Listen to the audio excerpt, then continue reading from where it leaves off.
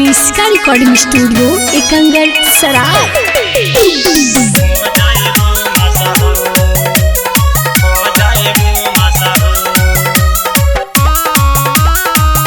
Presented by किसका films.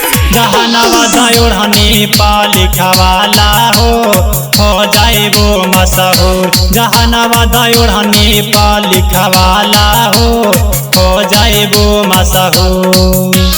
हो जाएबो मशहूर ए बाबुनी हो जाएबो मशहूर। जहानावा दायोढ़नी पालिखवाला हो जाएबो मशहूर। जहानावा दायोढ़नी पालिखवाला हो जाएबो मशहूर।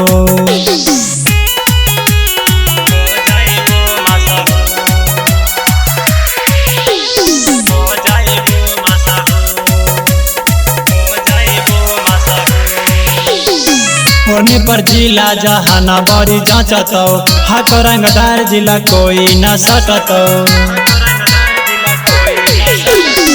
होने पर जिला जहानाबाद जांचतो हक रंगदार जिला कोई न सटतो।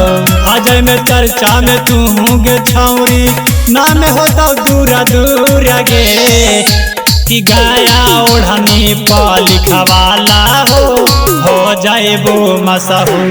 जहानाबाद ओढ़नी पालिखवाला हो जाएबो मशहूर।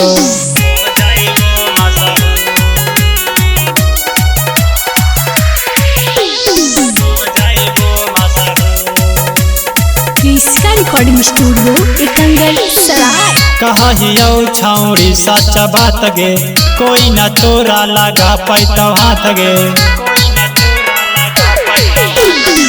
कहियो छौरी सच बात गे कोई न तोरा लगा पैतो हाथ गे। राइटर रंजैया मारुति लाल यादव देख बुरा मुरा गे कि गया जिला ओढ़नी पालिखवाला हो जाएबो मशहूर। जहानाबाद ओढ़नी पालिखवाला हो जाएबो मशहूर। इसका रिकॉर्डिंग स्टूडियो एकंगर सराय।